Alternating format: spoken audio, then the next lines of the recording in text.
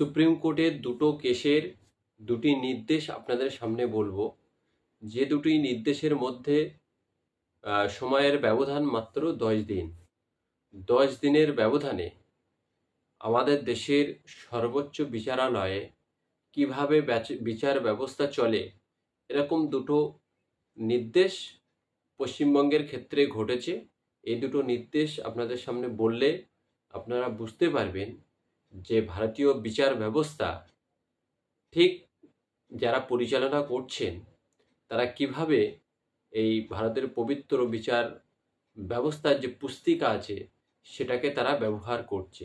গত 1 August supreme court নির্দেশ দিয়েছে জাস্টিস সূর্যকান্ত এবং জাস্টিস জয়মাল্য বাগচির ডিভিশন বেঞ্চ তারা নির্দেশ দিয়েছে যে যত তাড়াতাড়ি সম্ভব সোনালী চক্রবর্তী ব্যানার্জিকে রবীন্দ্রভারতীর উপাচার্য নিয়োগ করা যায়।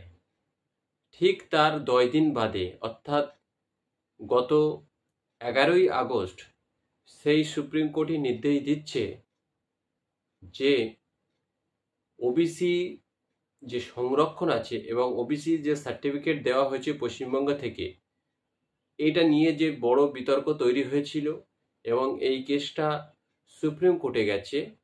সুপ্রিম কোর্ট নির্দেশ দিয়েছে যে পশ্চিমবঙ্গের ওবিসি তালিকার যে কেসটি সেটা আরও 1 মাস পিছিয়ে তার পরবর্তী শুনানির দিনক্ষণ ঠিক করা হয়েছে। এখন এই যে দুটো কেসের কথা আপনাদের বললাম, দুটো নির্দেশের কথা আপনাদের বললাম, এই দুটো নির্দেশ বা কেসের যে সময়ের পার্থক্য সেটা হলো 10 দিন।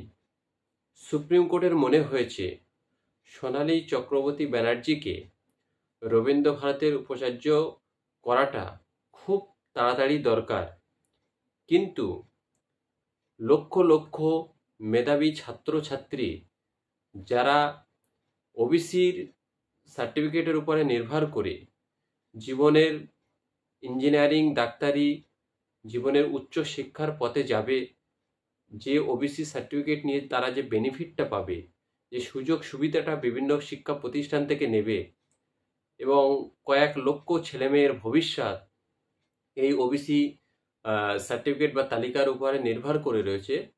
আমাদের দেশের বিচার ব্যবস্থার পরিচালন সমিতি তারা মনে করছে এটা খুব একটা গুরুত্বপূর্ণ নয়।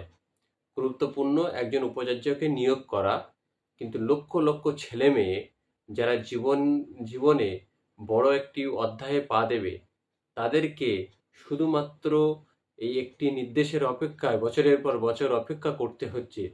2010 সাল থেকে যেখানে রাজ্য সরকার অর্থাৎ পশ্চিমবঙ্গ সরকার সংখ্যালঘু সম্প্রদায়ের যারা ওবিসি তালিকাভুক্ত রয়েছে তাদের বিভিন্ন জায়গায় সুযোগ সুবিধে করে দিতে পারছে না।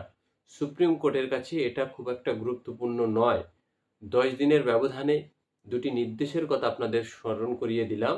আপনারা একবার চিন্তা ভাবনা করুন, ভারতের বিচারালয়, সর্বোচ্চ বিচারালয় এবং উচ্চকক্ষ নিম্নকক্ষ যত বিচারালয় আছে সেগুলো ঠিক কিভাবে পরিচালিত হচ্ছে। লক্ষ লক্ষ ছাত্রছাত্রী, সংখ্যালঘু, পিছিয়ে পড়া মানুষরা যারা শুধুমাত্র একটি নির্দেশের জন্য তাদের জীবন, তাদের কেরিয়ার নষ্ট হয়ে যাচ্ছে, এটা সুপ্রিম কোর্টের কাছে বড় বিষয় নয়। বড় বিষয় একজন উপাচার্য নিয়োগ করা। এখন আপনারা চিন্তা ভাবনা করুন যে ভারতের বিচার ব্যবস্থা যারা পরিচালনা করছে তারা কি মনে করছে, আগামী ভবিষ্যতের ভারতকে তারা দেখতে চাচ্ছে না আগামী দিনে ভারতবর্ষ অন্ধকারের দিকে চলে যাবে সেটা তারা চাইছে। অবশ্যই আপনারা আপনাদের মতামত কমেন্ট বক্সে রাখবেন এবং ভালো লাগলে ভিডিওটি অন্যকে দেখার সুযোগ করে দেবেন।